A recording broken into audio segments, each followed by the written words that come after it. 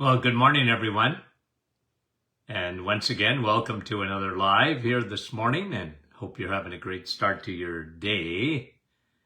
And we'll just wait, as usual, to say hello to a few folks. And Ruby, good morning.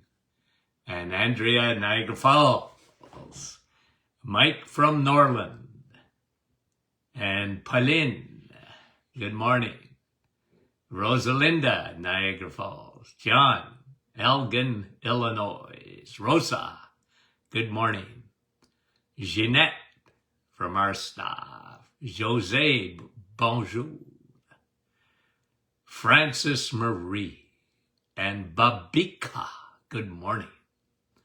Diane, good morning. Wendy, good morning. Markham, Lise, hello. Nice to have you guys on. Another Wendy from Alliston. Love my Wendy's. Susan. Jordan, good morning from West Tennessee. And Babika is from Naperville, Illinois. Judy, Newfoundland. Indeed, good morning. And Lorraine, British Columbia. Bright and early. Doreen. Diane.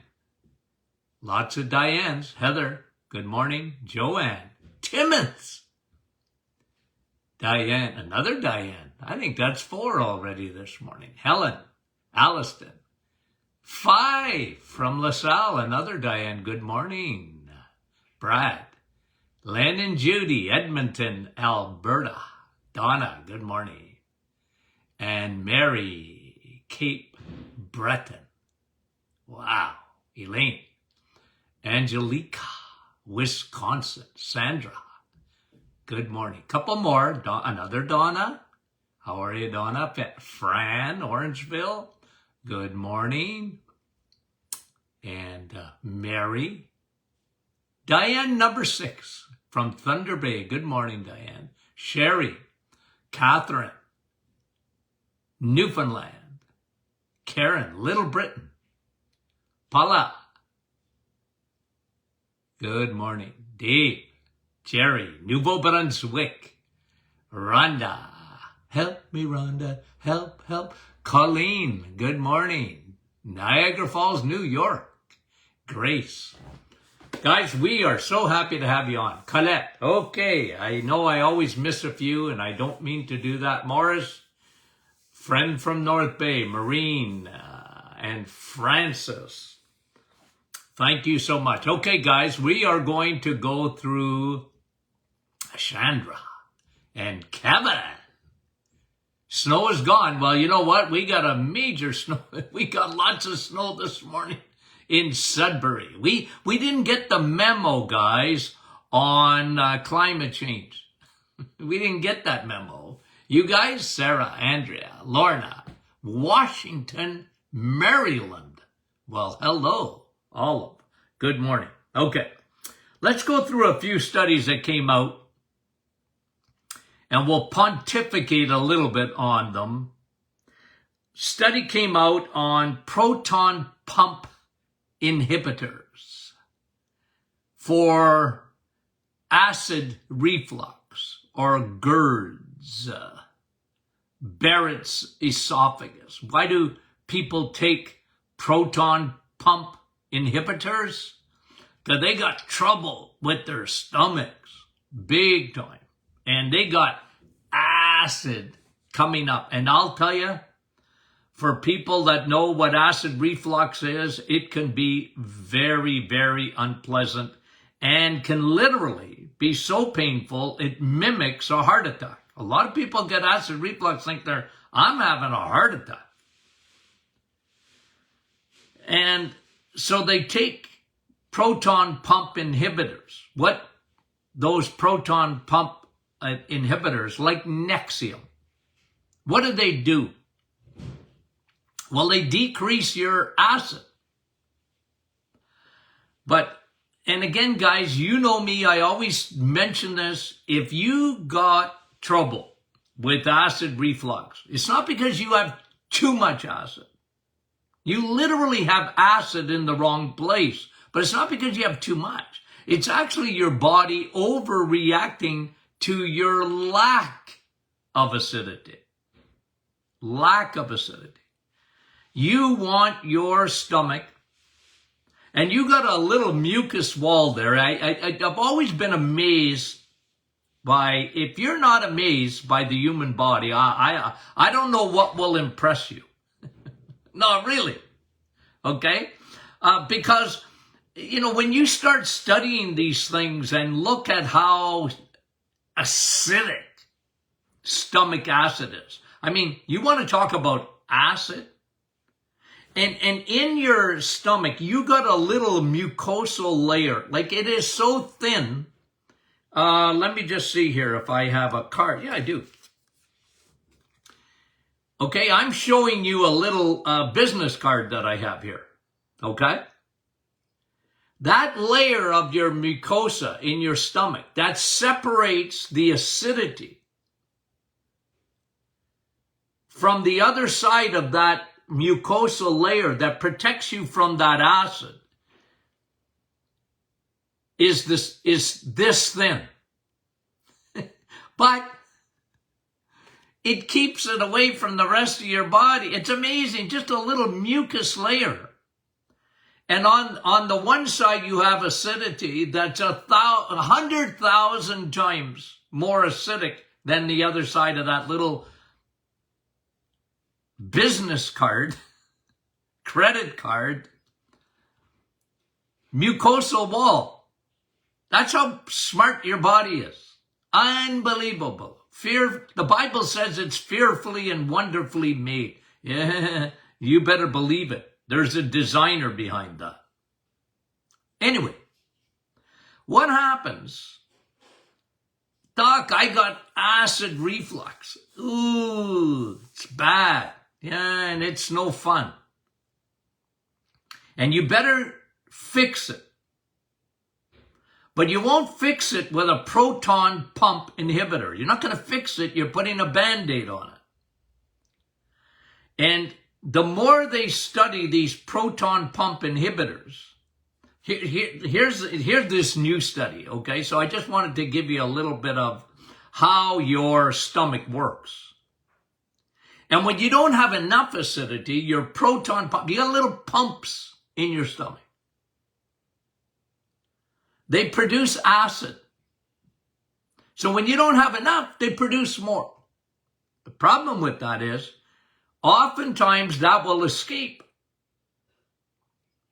and start traveling up the esophagus. And that's not good.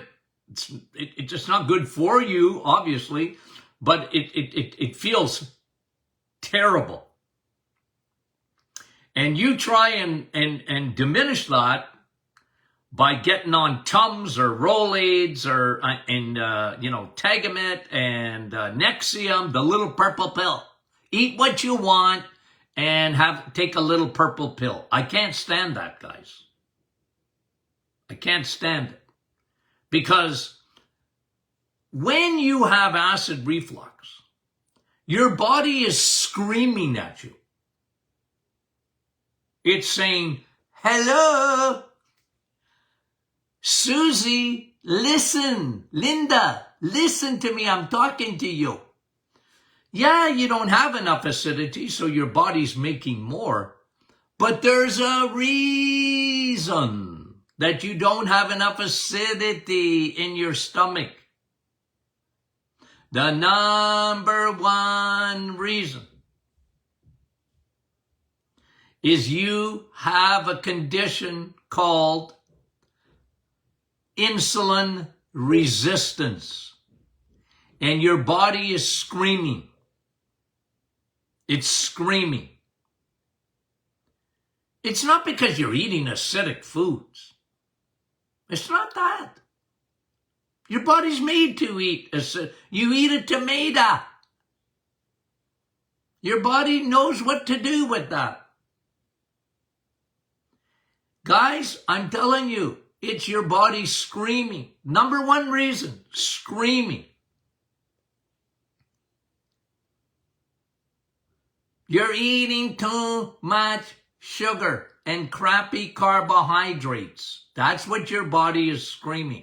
That's why the vast majority of people, not everybody, but the vast majority of people, when they get on the reset,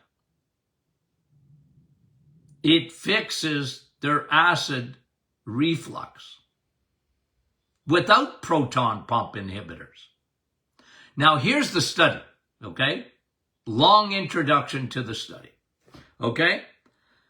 PPIs, proton pump inhibitors, people who take them are much more susceptible to what? Diabetes. They're connected. Is it the proton pump inhibitors that give you diabetes? Or is it the insulin resistance that gives you the diabetes? Well, I believe, okay, because this study didn't get into that. They just said, oh, and some people online have pontificated. They've given their opinion. Well, doc, they didn't say it to me. They just said it.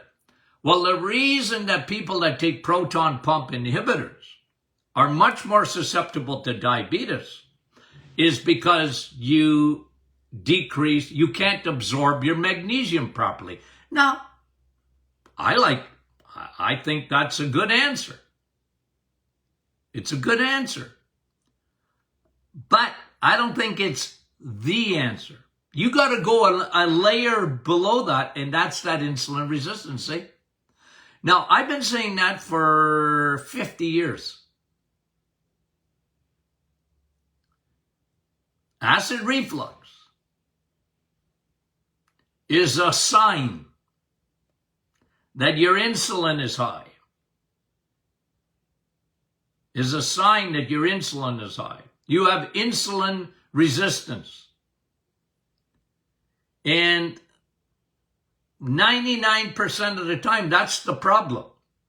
Now, they're saying in this study, of course, when you take PPIs, okay, so if you're on Nexium or you're on some form, domperidone or whatever it is that you're taking, or someone you know is taking it, just remember they're not absorbing now because that thing is made, that drug is made to lower acidity.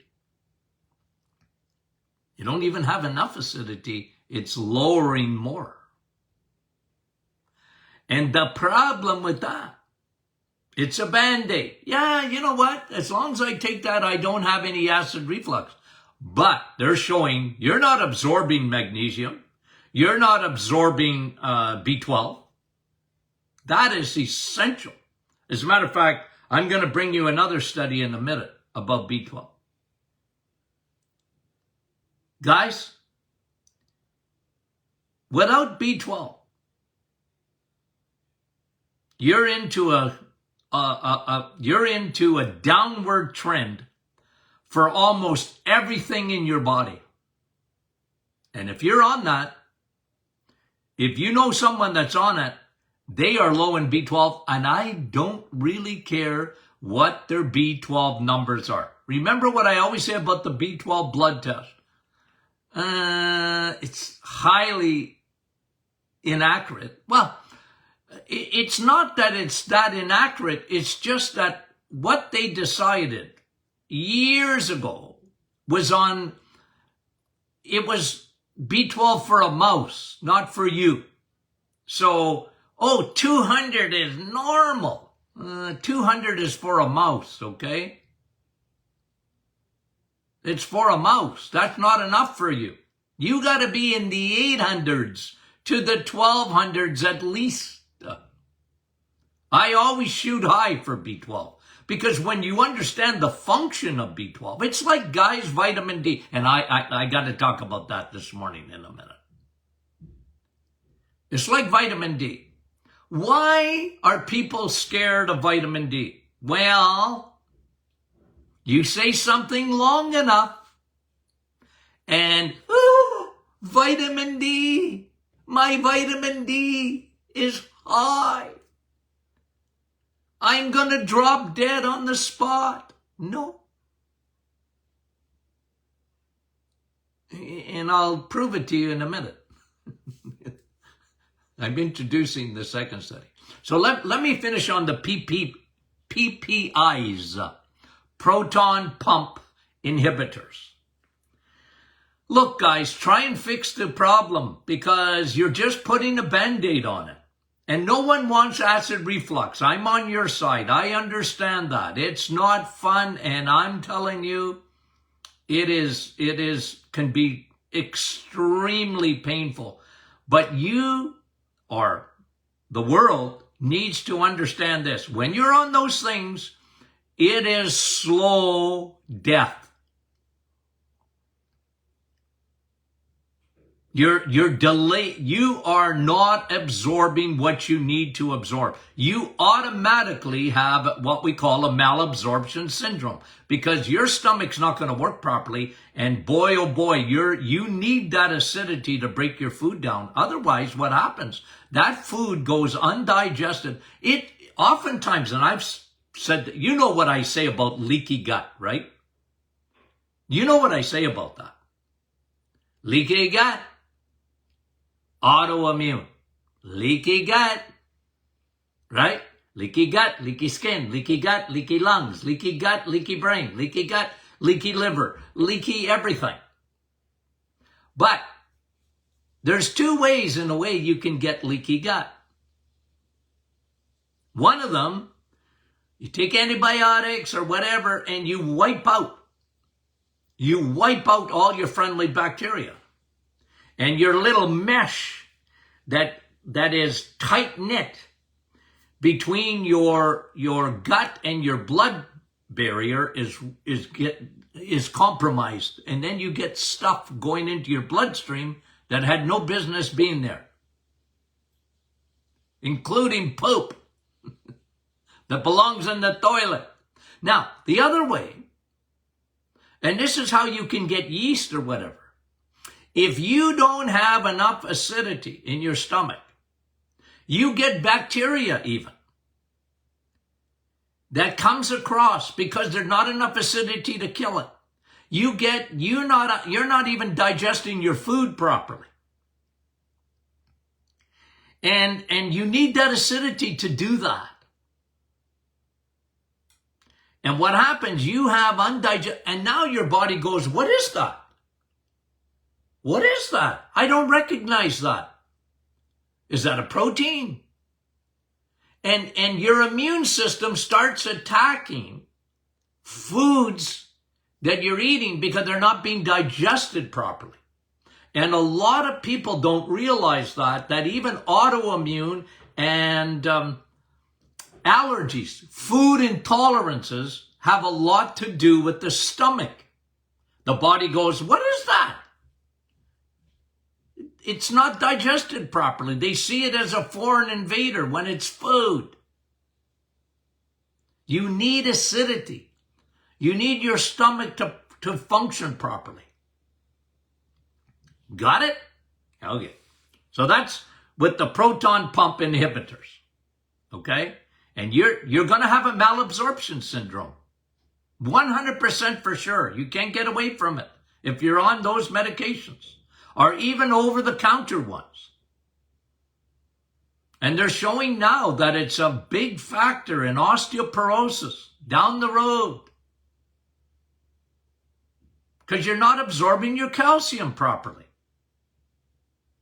Now, I don't want you to take a calcium supplement. I want you to eat your calcium in eggs, meat, and cheese. But you need a good stomach. You need that acidity to be working. Okay? Proton pump inhibitors. And B12, brain function. Neurological function. Very, very important. Okay? Magnesium, we talk about that. Magnesium's important, but if you're not absorbing it, big factors. Okay. Now let me get the second one. I named these the Twin Towers. Well, I got other Twin Towers. Diabetes, that's a twin tower of disease. Right? But here's a twin tower. vitamin D and B12. Now, the reason I bring this out is because I want to talk about a study that was done. And let me read it to you. Let me read it to you. Missing nutrients. Okay? Quote, missing nutrients behind deadly pandemics. Woo! Missing nutrients behind deadly pandemics. Headline. And, I get frustrated because these things should be major headlines. I got to go searching for them in order to find them. But listen to this, okay? The Twin Towers that they found in the viral pandemic. Now, you know one of them. And you guys know this because you follow me. And I've been saying this from day one. From day one. Vitamin D. It would have won the Nobel Prize in medicine if you could patent it. Because people that got sick with the virus, and this is what this study is saying, had extremely low levels of vitamin D almost without exception. You guys know that. And I'm always talking about your immune system, and your immune system will not work without vitamin D. I'm sorry, it doesn't. And we coined a new term, Viderma, the sun. And when you can't see the sun, you better supplement. Okay? Everybody and your dog needs vitamin D. And it's so conclusive, guys. So conclusive when it comes to a virus. Because you got little T cells. Your T cells, they got antennas looking for vitamin D. And people are very low in vitamin D. 80% of the population. And if you have diabetes, you're extremely low in vitamin D. Most people. Almost invariable. Repeat, repeat, repeat, guys. But vitamin D is essential. It's essential. And you know what? You almost gotta take your doctor to a dentist and drill their teeth without anesthetic in order for them to do your vitamin D test, because all they're thinking of, and I hate to be negative, but it's true, all they're thinking of, most of them, is, holy moly, why are you asking me to get your vitamin D levels done when it's only for your bones? You don't have to worry about osteoporosis. That's what they're thinking. They're not thinking your immune system. And study after study has confirmed it. Vitamin D, Viderma. But the second one was interesting. The antiviral effects of vitamin B12. The Twin Towers of vitamins. Okay? Vitamin D and B12. You see, B12, again, I've always said, now people talk about B vitamins, okay? Take a B complex or whatever. And I would rather you eat that. Now, if you got digestive issues at all or any kind of malabsorption, then I'm sorry, you need to take B12. And doctors at one time, there was nothing to give you a B12 shot. But today, you almost got to lasso them. They don't want to do it. It sort of lost it in the 1950s and the 1960s. B12 was, they give it to you without even looking at it. Oh, you're tired? Well, here's some B12. I'll give you a shot.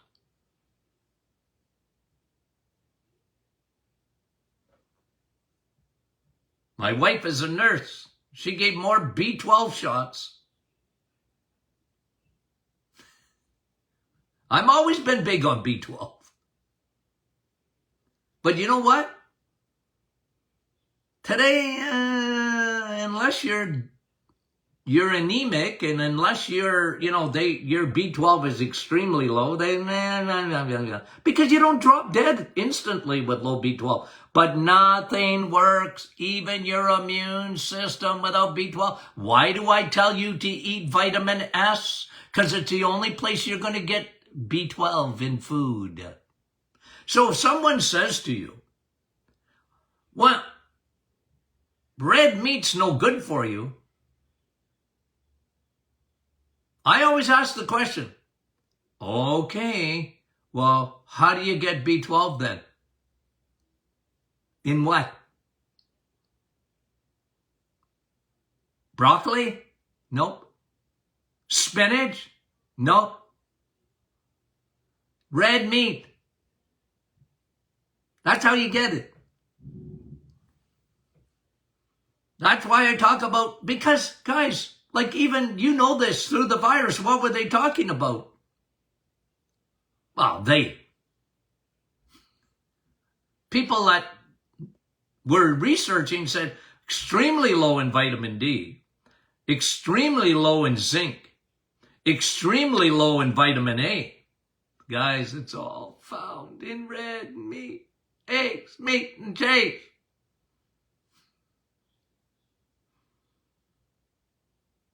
There's a method to my madness. There is, guys. And this study comes out and says, key. Oh, they said two things, okay? I didn't read all of it yet, okay? Missing ingredients behind missing nutrients behind deadly pandemic. Vitamin D, B12. But they said something else. The huge connection between the virus and cardiovascular disease. Cardiovascular. And what they're saying is, for your heart, so that you don't get a stroke and you don't get a heart attack, you need to decrease your inflammation markers. And vitamin D and B12 are very important in that process of lowering your risk of a heart attack from a virus. Because what happens, and we know it well, cardiovascular, lungs, clotting, right? And people with,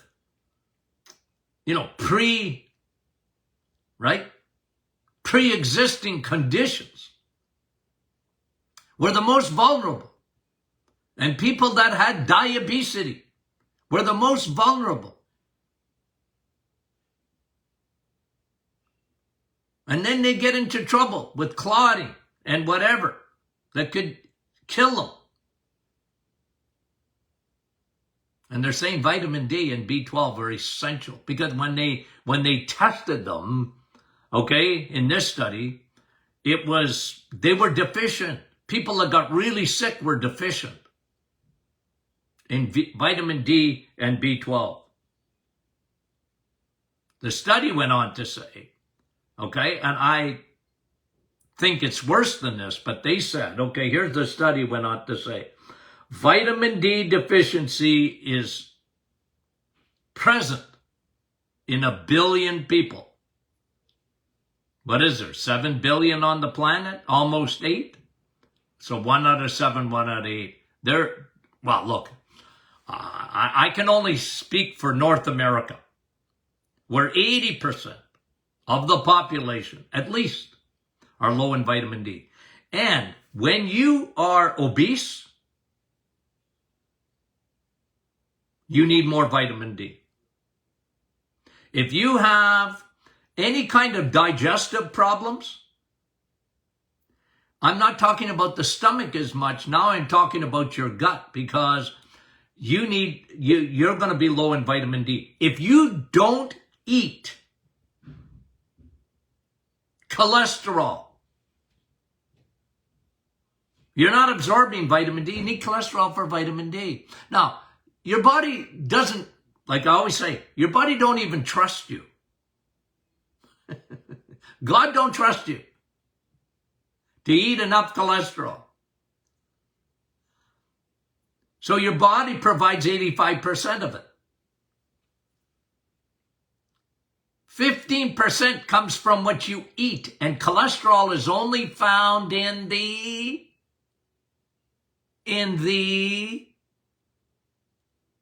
animal kingdom. I'm sorry. I don't want to be the bearer of bad news, but I want to tell you the truth.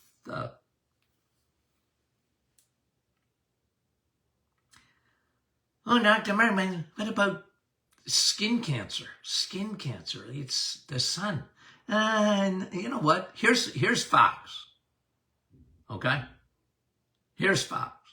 There's basal cell, squamous cell, okay, and melanoma. 3 types, generally, of skin cancer. Melanoma, the jury is not out. The jury came in with the verdict. When you don't get any sun, you are much more susceptible to the deadly melanoma. Now, you shouldn't burn in the sun. I never, ever, ever recommend that. You'll get 10,000 international units in 20 minutes. So when you get past that and your skin is not, and here's something else I always tell people. If you're a sugarholic, you're going to have a lot more trouble in the sun. If you eat those crappy oils in the middle aisles of your grocery store and the fast food chains where they take chicken and they cook it in the wrong oil. They take French fries and they cook it in the wrong oil. And that ain't no good for your skin. You'll burn like a lobster when you're a bad eater. I just tell you that. But the use of sunscreen is up. And skin cancer rates are up. It's not the sun. They blame the sun. Anyway. You need Viderma. Now, good luck. We got a snowstorm today. Okay. You people that live in Florida, I love you, but Floridians are terrible because they're scared of the sun too. I know you're not because you listen, Linda. But a lot of people, it's sunny out in January, and who's on the beach? Oh, the Canadians. There ain't an American to be found. There's not a Floridian to be found. And they wear sunscreen. Ooh. How can you be low in vitamin D in Florida or Arizona? Incredible. Because people are scared. Like I said, guys, say a lie long enough and people will believe it. That's just the way it is. Skin cancer. Wear sunscreen. Ooh. Okay, guys. I pontificated enough this morning. Okay. So we talked about proton pump inhibitors, vitamin D, and B12. And now I can breathe. Now I can relax. Okay, guys, we love you guys. You know that. Okay, now, what's going on here? Okay, Friday, question and answer Friday. So get your questions in, okay? We want to answer your questions. Question and answer Friday. The private Facebook group, tens of thousands. Thank you. We appreciate it, and thank you for that group, okay? We love that. Back and forth and asking questions, and people are starting the reset, and they're asking for support. That's what we're there for. And you guys are all part of that, and we appreciate it. And do you get our emails? Okay. From the Martin Clinic, you get our emails. If not, make sure you sign up for the emails at martinclinic.com. For people that can't watch this live, you can share it on Facebook, or you can get them to watch the podcast, the Doctors in Podcast. You can download it on your smartphone. Okay? Okay, guys. We love you dearly. Talk to you soon.